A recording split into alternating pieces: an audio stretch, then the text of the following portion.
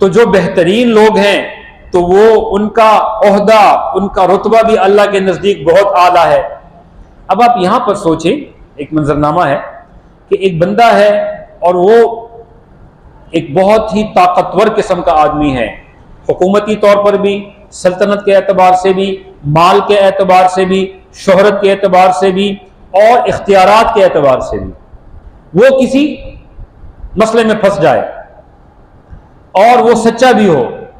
لیکن جو مدعا علیہ ہے وہ اس کو مانتا نہ ہو، اور بالکل زندگی اور موت کا اس کا سلسلہ ہو، عدالت کے کٹہرے میں کھڑا ہو، اور اس کے خلاف بس فیصلہ ہونے والا ہو کہ بندہ آ جائے اور کہتا ہے کہ بھئی میں گواہی دیتا ہوں کہ یہ سچا ہے